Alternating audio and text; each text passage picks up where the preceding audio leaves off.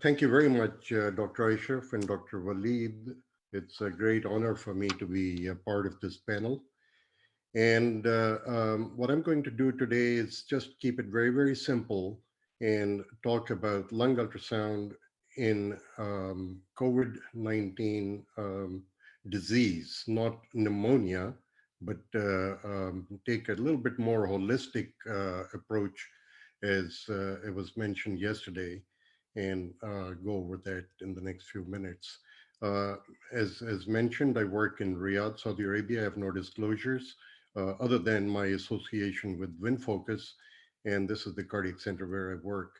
So at the end of this little presentation, I would just go over very briefly the lung appearance, normal lung appearance on ultrasound examination, some of the basic pathology and ultrasound patterns, and then go over some of the features of the COVID-19 lung pathology, and go over some of the areas where lung ultrasound can be helpful in treating these patients, and finally discuss some of the recommendations, um, actually go all along with the recommendations that have been made recently with relation to the lung ultrasound.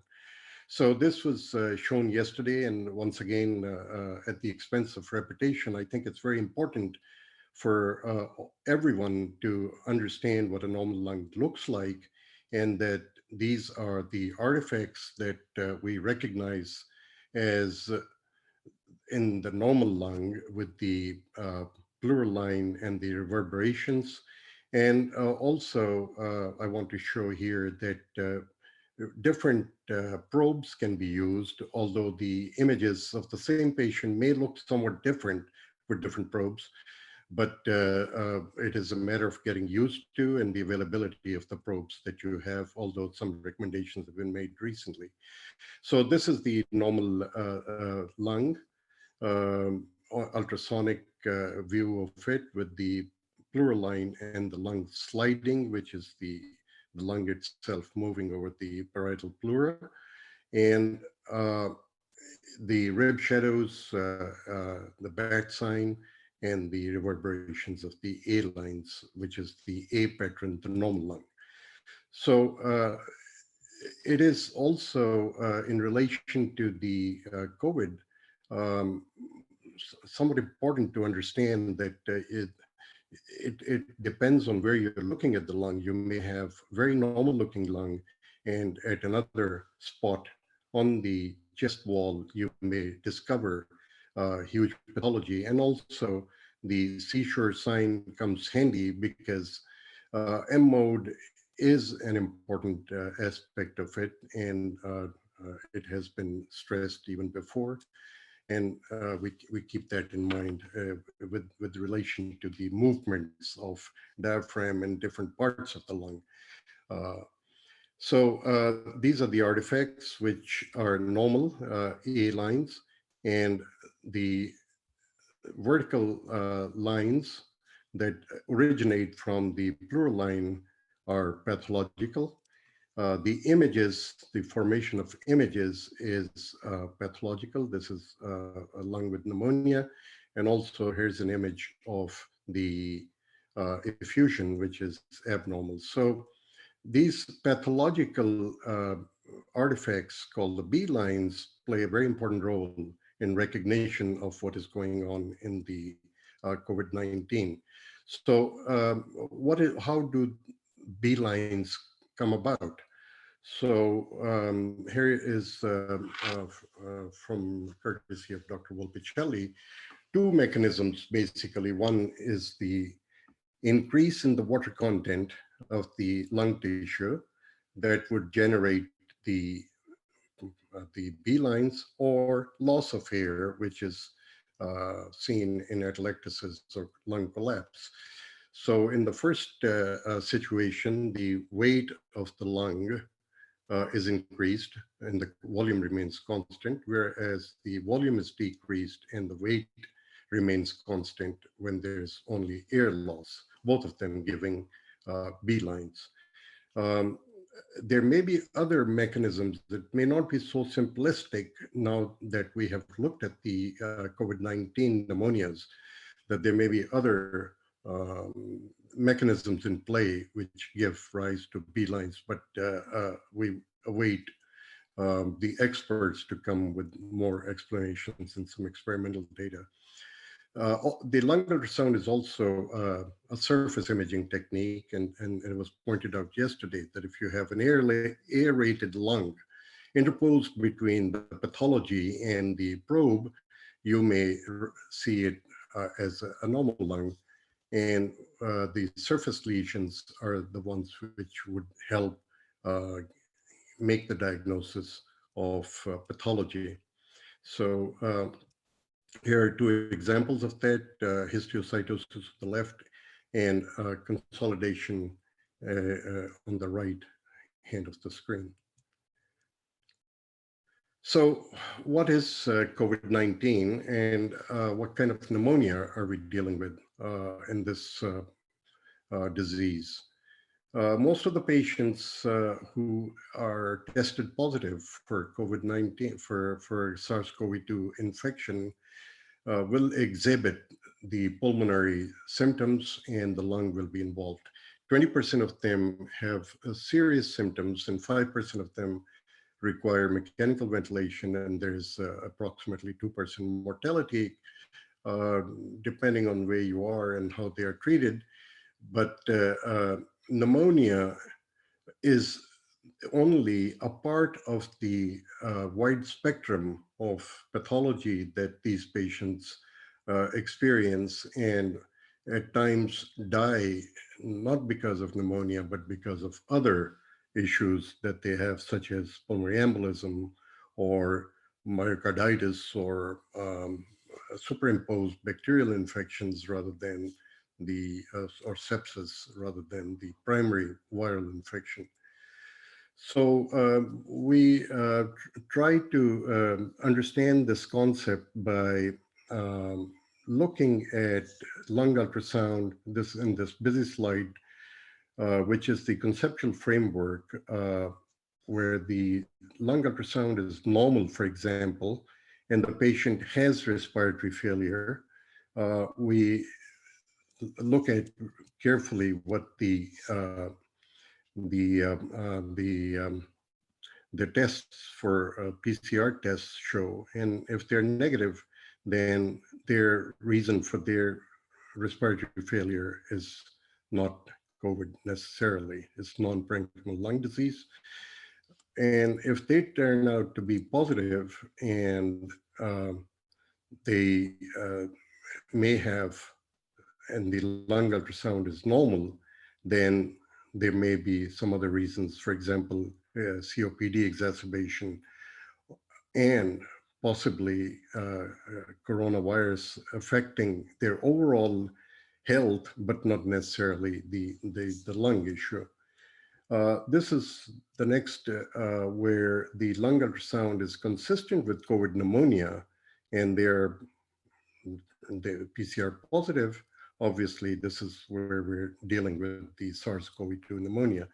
And this is where the problem comes that sometimes you see very typical findings of COVID pneumonia and they test negative. And so these are the patients where we should consider that the PCR was false negative, or there's an alternative viral pneumonia, because they may be COVID negative, but the typical findings are those of viral pneumonia and influenza, uh, H1N1, some of the other MERS-CoV in the Middle East that we come across, although luckily that the prevalence has gone down recently, may be in play. So that this is where you need to repeat the PCR test. So also we would like to stress that the other problems, alternative lung disease must be considered, especially when there's negative um, tests. And again, even if it's positive, the alternative lung disease, such as congestive heart failure or decompensated, which may be decompensated by the virus itself. And where you have ambiguous lung ultrasound and ambiguous tests, blood tests, obviously further testing is needed. So keeping that in mind and also looking at the severity by way of using lung ultrasound is an important concept that we wanted to stress, and this is in this conceptual framework diagram is illustrated. And obviously this has the implications of how you would treat these patients, where would you house them in the hospital, whether you would discharge them, whether you would put them in the COVID units or non-COVID units, all that becomes important. So in a recent effort, we looked at point of care ultrasound as a whole being applied to the COVID patients and how it could be useful. And a panel of 60 experts got together and made recommendations that it is in the press and hopefully it'll be available to read in the next few days. Um, 36 recommendations related to point of care ultrasound, not just the lung ultrasound. And of course, there are many challenges that come with COVID-19 related to lung ultrasound or ultrasound in general. And that is the suitability of equipment that can be used, uh, and development of protocols, development of algorithms that have been hurriedly made in the recent days, which need to be reviewed and further data needs to be collected. So because of the very high negative predictive value of um, a normal A pattern, which suggests that there is no pneumonia, this recommendation is made that after a thorough examination of all lung fields and intercostal spaces, a bilateral A pattern suggests absence of pneumonia in suspected or confirmed SARS-CoV-2 infection. So this does not rule out infection, but it does help rule out, or at least keep that on a lower end of your diagnostic differential, the pneumonia part of it. The CT scan has been recognized as the gold standard, and for many years in the ARDS in general, it has been extremely helpful in making the diagnosis. And along with the lung ultrasound, ARDS diagnosis is facilitated with the CT scan. And this is no exception for the COVID. Initially, most of the patients in China were diagnosed with the help of CT scans, and the small lesions seen on the periphery became somewhat typical of COVID pneumonia. And simultaneously, lung ultrasound, and these are the volume renditions of the CT scans, the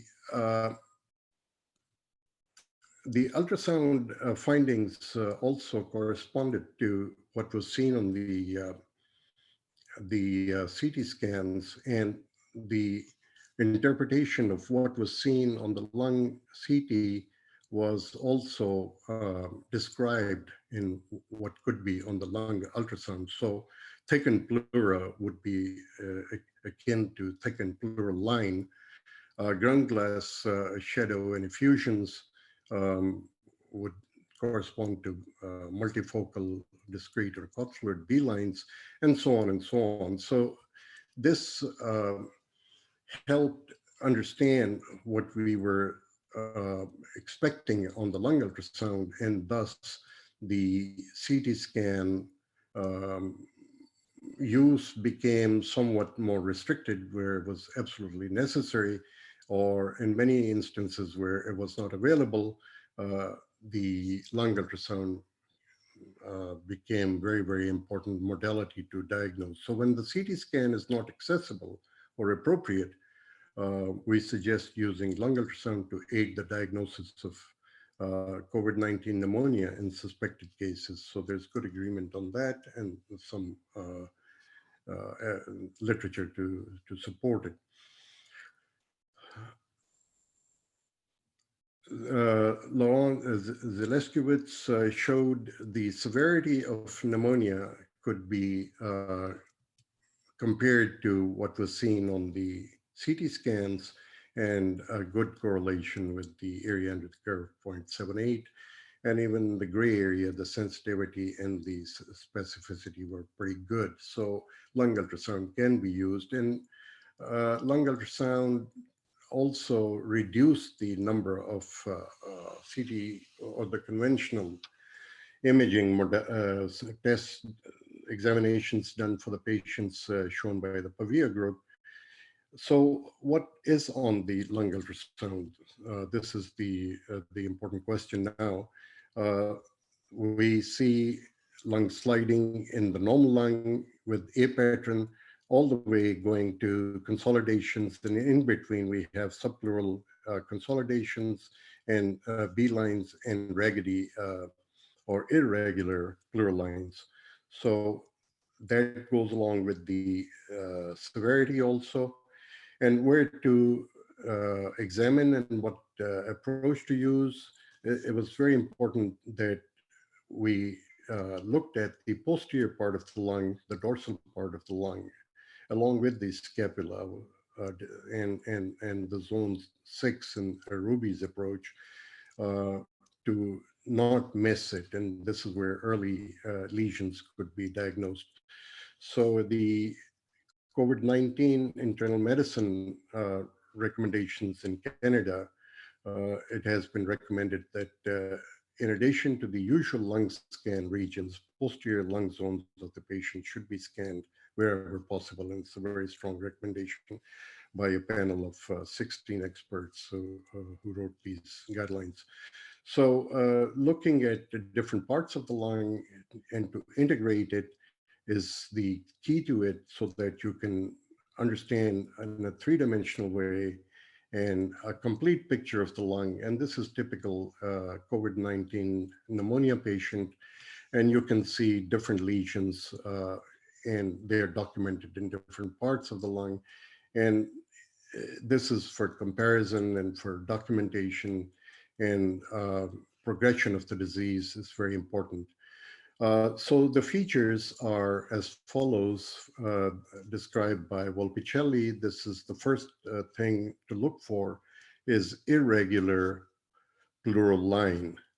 So this is the pleural line, which is not straight and crisp and discrete, but raggedy and irregular. So this is one feature of it. And these are some other examples that we had with irregular pleural lines.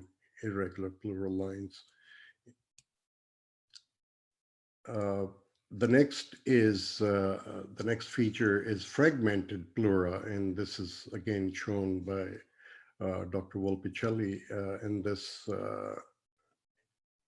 movie, and you can see that it is fragmented, and then you would actually have consolidations below it. And some other examples of fragmented pleural line demonstrated here in some of the other patients. Next comes the B lines. So B lines are usually in clusters, and there's patchy distribution. Patchy distribution meaning that there may be areas where there is normal lung. So it is not completely wiped out. Here you can still see some A lines and some B lines coming through. And irregular pleura and multiple B lines in here in this image here, confluent and band-like, crowded, coalescent B lines, and even giving impression of a white lung. And these are some other examples of multiple coalescent B lines and band-like artifacts. So the band-like artifacts started to be recognized as somewhat typical, although not specific for COVID-19 pneumonia. And this is what Giovanni Volpicelli calls light beam, that it, from a relatively intact pleural line, you get these wide bands of white, bright light that comes and goes, and underneath you may see some normal lung. So this was in the context of high pretest probability, one of the features that made the diagnosis much easier. Band-like coalescent B lines here, you can see it, they come and they go, they disappear. In addition, small consolidations are often seen, and once again, interposed is normal lung and small peripheral subpleural consolidations. And here we have some more examples of that. And on the right as well, you will see subpleural consolidation. So these are the features that one needs to recognize. And in between, you may have normal lung, interposed spared areas between the affected lung areas. So we suggest using point of care ultrasound. And here it's important that we don't restrict ourselves to lung ultrasound only, but look at the holistic ultrasound approach where lung is only a part of it, and you may recognize some of the other pathology in these patients, but the presence of heterogeneous B-line clusters, pleural line irregularities, subpleural consolidations, and then appropriately integrate the information with clinical assessment to diagnose COVID-19 pneumonia. The question often comes that how do you distinguish between the subpleural infarctions and subpleural consolidations? And some attempt has been made in terms of morphology of them, because infarctions also are common in the COVID-19 because of the pulmonary emboli and intrinsic thrombosis of the pulmonary vasculature. The difference is that this is cup-like, and these subpleural infarctions usually are wedge-shaped and more crisp and V-shaped. So, and in between, you would probably have only A pattern, normal-looking lung, whereas in the consolidations, there would be a B pattern.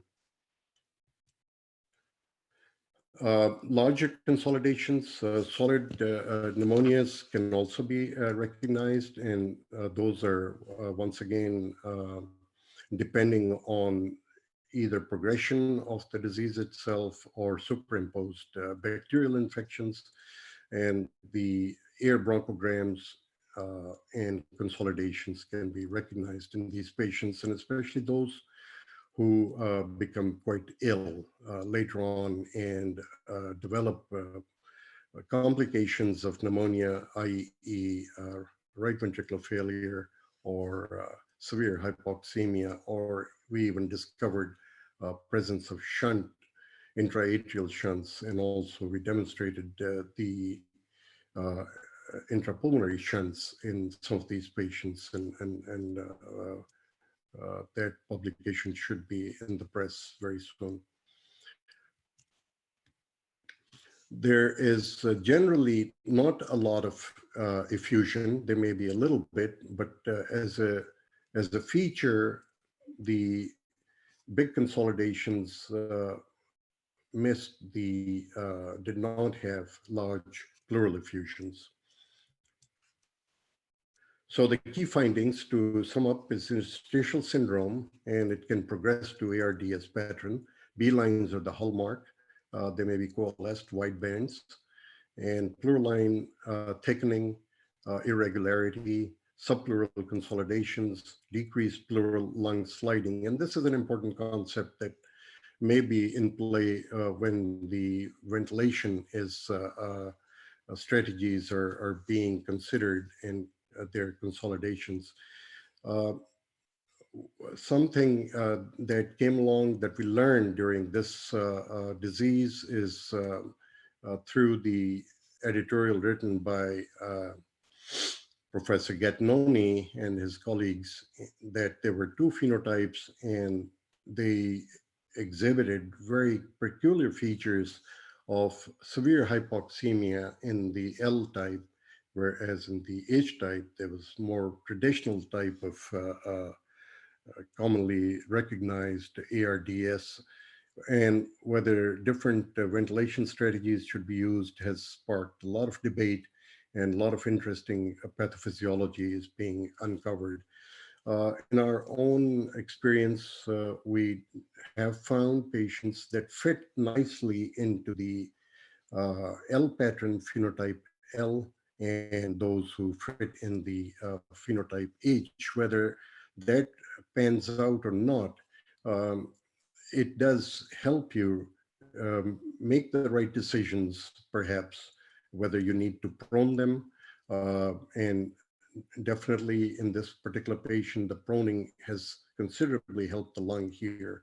Uh, so some of the support strategies and the recommendations with them are that when there is no, when the lung ultrasound is better than using no imaging to guide respiratory support with patients with respiratory failure.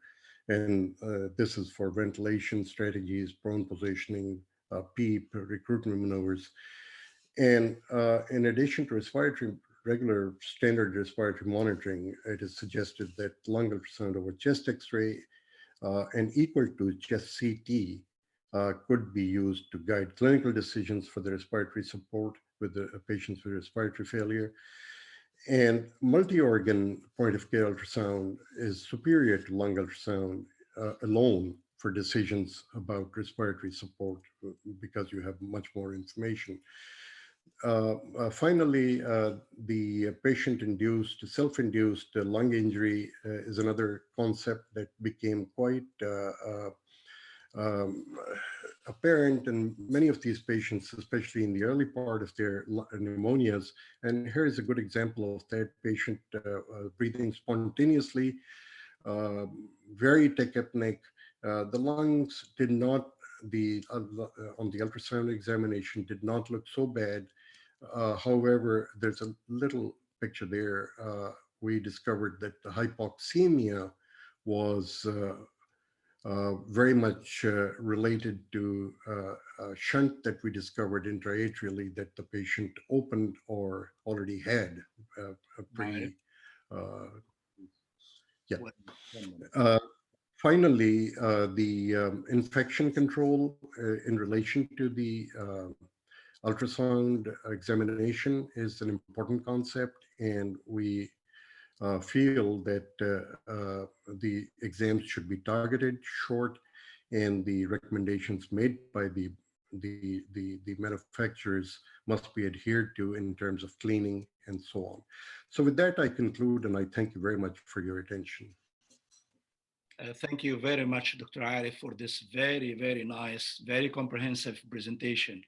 We have a lot of questions for you, but I don't think we have time for answering all of them, but very, very shortly. Just comment on a question asking if there is any rule for color Doppler to know if this is infarction or subpleural consolidation. This question was asked yesterday also. I think it is a matter of familiarity using color Doppler.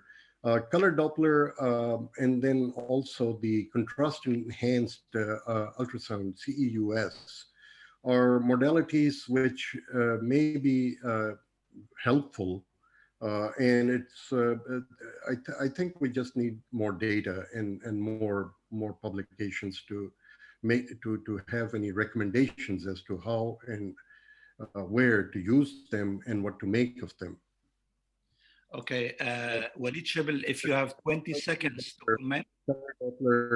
In relation to looking at the right ventricle or the cardiac function in general, and shunts is definitely something that must be that can be used and kept in mind. Okay, Walid, 20 seconds. Thank you a lot, Professor Arif, for this elegant presentation. But really, it's a very important point what's raised by Dr. Ashraf in management of the COVID patient, because as you know, pathology study reveals that in situ microthrombi is 9 times for the COVID ARDS compared to H1N1. And the meta-analysis done before the COVID era reveals that there is subpleural consolidation in pulmonary infarction in correlation with the CT angio. And they demonstrate and explain what is this subpleural consolidation of pulmonary infarction. For example, the size is almost 1.5, and there is local pleural effusion, and there is wedge shape. Okay, as regard COVID pneumonia, we have, I noticed a very unique subpleural consolidation, which is very small. It's not going to the size of what's described as 1.5 centimeter. It's very small, 4 millimeter, 5 millimeter. And it's very important to know if there is inflammatory going with cytokine storm, or it is thrombotic, because it will differ in management. If we try contrast, it's okay, but contrast study is not widespread everywhere. It's not available.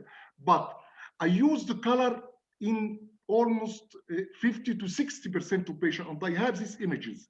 Once we fire the color and decrease the scale to the least scale possible, which is 6 centimeters per second, in case of the pulmonary infarction, this small subpleural consolidation will not take the color in comparison to the inflammatory lesion, which is a bit larger and will take the color. And even the pulsed wave Doppler, if we apply the pulsed wave Doppler in this area, we can see very good flow of low resistance circulation, pulmonary circulation in inflammatory region because of hypoxia.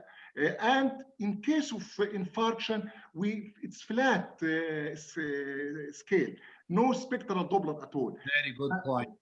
I feel, and I have a 2-case report in emergency medicine. Very important comments and points, and we are still learning.